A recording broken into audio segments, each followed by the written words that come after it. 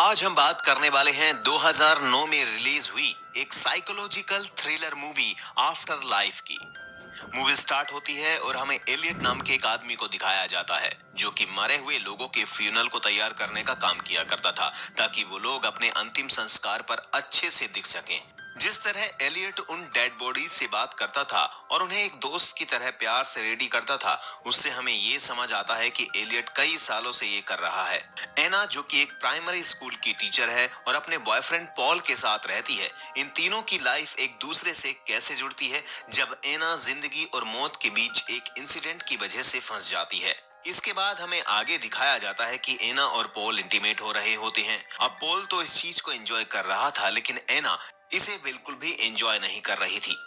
Paul एना से कहता है कि तुम्हारी प्रॉब्लम क्या है, लेकिन एना उसे कुछ भी नहीं बताती। एना एक प्राइमरी स्कूल में टीचर होती है और यहाँ पर एक जैक नाम के बच्चे से इसकी काफी अच्छी दोस्ती होती है, लेकिन जैक का व्यवहार काफी ज्यादा मिस्टीरियस होता है। आगे हमें दिखाया जाता है कि एना अपने स्कूल में काफी अजीबोगरीब चीजों को एक्सपीरियंस करती है। स्कूल खत्म होने के बाद में एना को अपने पियानो टीचर के फ्यूनल में जाना था और वो तभी यहाँ पर जैक को बाहर देखती है। एना उससे कहती है कि क्या मैं तुम्हें घर छोड़ दूं, लेकिन जैक उससे कहता है कि नहीं, मेरी माँ मुझे लेने आ रही है। अब इसके बाद एना मेडिकल पर पहुंचकर कुछ मेडिसिन लेती है और साथ ही वो एक पार्लर में जाकर अपने बालों को रेड कराती है और उसके बाद अपने पियानो टीचर के फ्यूनल में जाती है। और एना को यहाँ पर भी काफी अजीब फील हो रहा था, जैसे कि उसका पियानो टीचर सांस ले रहा हो। अब क्योंकि यहाँ पर एलियट भी होता है और वो एना को ऐसी अजीबोगरीब हरकतें करते हुए देख लेता है। शाम को एना का बॉयफ्रेंड पॉल उसे डिनर पर इनवाइट करता है और आज वो डिनर पर एक रिंग लेकर आया होता है क्योंकि वो एना को प्रपोज करने वाला था। पॉल यहाँ पर एना से कहता है कि मैं जल्द ही शिकागो जाने वाला हूँ।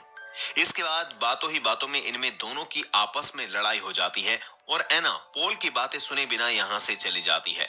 अब बाहर का मौसम काफी ज्यादा खराब होता है और एना अपनी चलती गाड़ी में अपना फोन निकालकर एक नंबर डायल करती है और तभी चारों तरफ अंधेरा छा जाता है, यानी कि अब एना का एक्सीडेंट हो चुका है। अब अगले सीन में हमें एलियट को दिखाया जाता है जिसके पास में एक नई बॉडी आई होती है और ये बॉडी किसी और की नहीं बल्कि खुद एना की ही होती है। एलियट एना के कपड़े एक कैंची से काटता है और उसके अंदर एना ने एक बहुत ही खूबसूरत रेड कलर की ड्रेस पहन रखी थी। एना के सर पर एक गहरा घाव बना होता है और तभी यहाँ पर एना की आंखें खुल जाती हैं। वो एलियट से पूछती है कि आखिर मैं कहाँ पर हूँ, जिस पर एलियट उसे बताता है कि 8 घंटे पहले तुम्हारा एक्सीडेंट हुआ था और तुम मर चुकी हो। लेकिन यहाँ पर एना को यकीन नहीं हो रहा था कि वो मर चुकी है, क्योंकि वो एलियट से बोल भी पा रही थी और उसे सुन भी पा रही थी।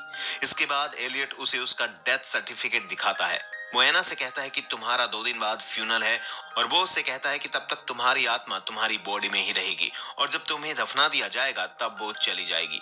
अब एलियट एना से बातें कर पा रहा था क्योंकि उसके पास शक्ति होती है कि वो जिंदगी और मौत के बीच फंसी आत्माओं से बात कर सकता है और यहाँ पर एलियट ऐसा ही होता है जो कि एना को सुन सकता है। इसके बाद एलियट वहां से चला जाता है, लेकिन एना को अभी भी यकीन नहीं हो रहा था और वो सोच रही थी कि ये बस उसका एक डरावना सपना है। दूसरी तरफ हमें पॉल को दिखाया जाता है और उसे पता ही नहीं होता कि एना मर चुकी है। वो एना के नंबर पर कॉल करता है लेकिन एना का फोन एलियट के पास होता है और वो पॉल के फोन को कट कर देता है। इसके बाद हमें दिखाया जाता है कि पॉल एना के घर पर पहुंचता है जहां पर उसे उसकी मां से पता चलता है कि एना की डेथ हो गई है, जिस पर पॉल को भी इस बात पर यकीन नहीं हो रहा था और वो काफी ज्यादा दुखी होता है। लेकिन यहाँ पर एना की मोम एकदम नॉर्मल दिख रही थी, जैसे उसे इस बात का कोई दुख ही ना हो। दूसरी तरफ हमें एलियट को दिखाया जाता है जो कि एना की बॉडी को फ्यूनल के लिए तैयार कर रहा था और वो एना के घाव को टांके लगा रहा होता है, लेकिन एना को इसका बिल्कुल भी दर्द महसूस नहीं हो रहा था। इसके बाद एलियट एक इंजेक्शन एना के गले पर लगाता है ताकि उसकी बॉडी की मसल्स एकदम रिलैक्स रहें। इसके बाद एना की मोम उसे देखने के लिए आती है और वो यहाँ पर आकर कहती है कि जाने वाला तो चला जाता है, लेकिन उसके जाने से जो दुख उसकी फैमिली को होता है वो खुद भी नहीं समझ सकता। और साथ ही वो यहाँ से जाते हुए ये भी कहकर जाती है कि एना के बाल फिर से ब्लैक कर दिए जाएं, क्योंकि एना इन लाल बालों में बहुत ही ज्यादा खराब लग रही है। अब इसके बाद हमें पॉल को दिखाया जाता है जो कि एलियट के पास जाता है ताकि वो एना की बॉडी को देख सके।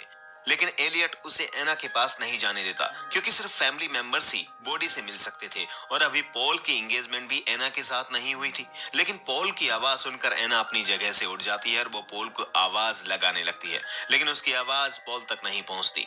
अब इसके बाद जब पॉल चला जाता है तब एना एलियट से पूछती है कि तुमने मुझे पॉल से क्यों नहीं मिलने दिया। एलियट एना से कहता है कि तुम्हारी आत्मा जल्द ही तुम्हारा शरीर छोड़ देगी, लेकिन अगर तुम अपने चाहने वालों से अटैच रहोगी तो तुम्हारी आत्मा यहीं पर फंस कर रह जाएगी। एना को यहाँ पर लगता है कि एलियट बकवास कर रहा है और मैं अभी भी जिंदा हूँ। शायद उसने मुझे कोई ड्रग दिया है जिससे कि वो कुछ भी महसूस नहीं कर पा रही है। दूसरी तरफ पॉल अपने फ्रेंड से मिलने के लिए पुलिस स्टेशन जाता है और उसका दोस्त एक पुलिस ऑफिसर होता है। पुलिस उससे एना से मिलने की परमिशन मांगता है, लेकिन उसे मिलने की परमिशन नहीं दी जाती।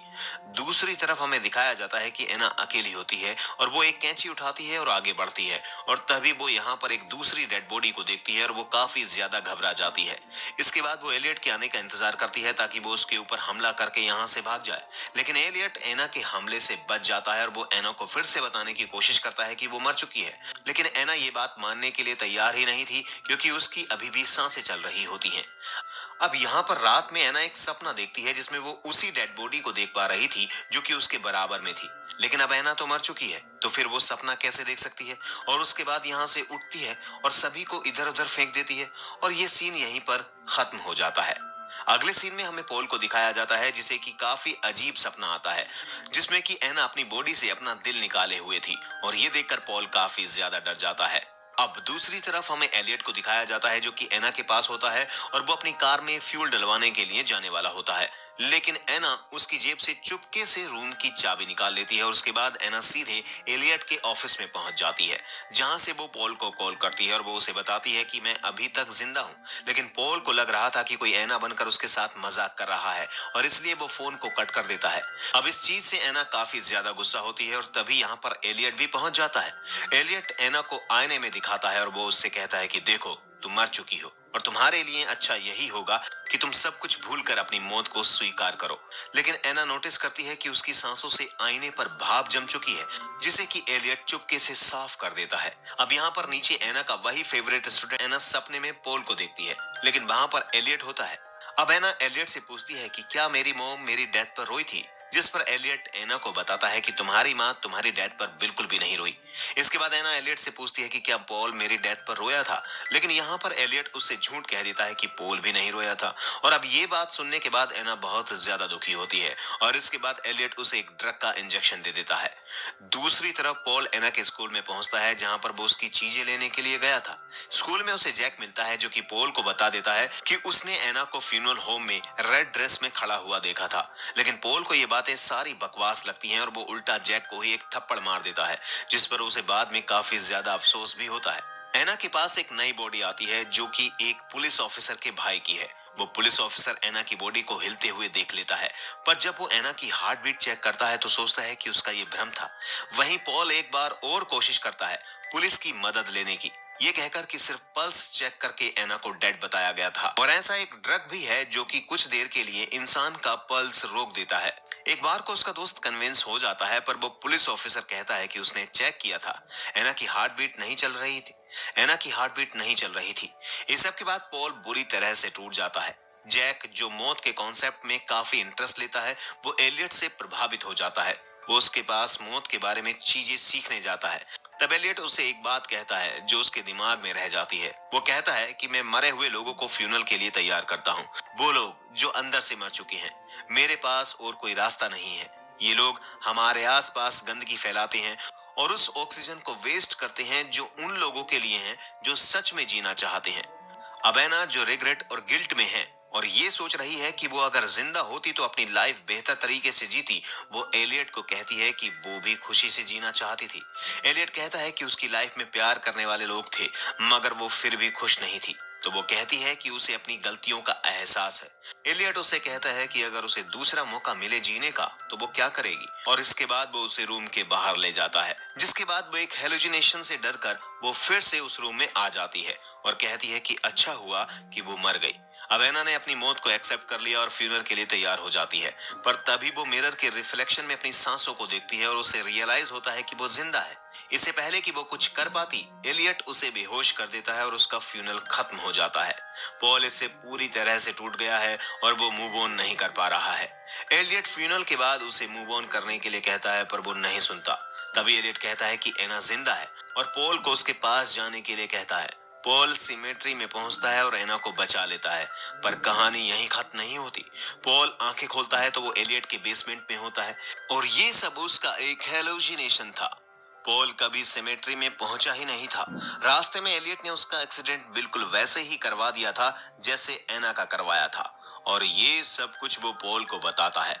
वो पॉल को ये भी बताता है कि वो अंदर से मरे हुए लोगों को एक और मौका देता है जिंदगी जीने का, और देखना चाहता है कि वो चेंज होते हैं या नहीं।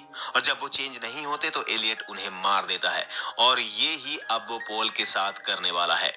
एलियट पॉल को अपने पूरे प्रोसेस के बारे में बताता है, कैसे उसने ड्रग्स देकर उन दोनों को मरा हुआ दिखा दिया और कैसे हेलुसिनेशन क्रिएट किया। ये सब बताने के बाद वो पॉल को भी फ्यूनल के लिए तैयार करता है, और जैक जो एलियट से पूरी तरह से प्रभावित है ये सब देख रहा है, और शायद फ्यूचर में वो भी शायद एलियट जैसा ही एक सीरियल किलर बन जाएगा। और इसी के साथ मूवी यहीं पर खत्म हो जाती है।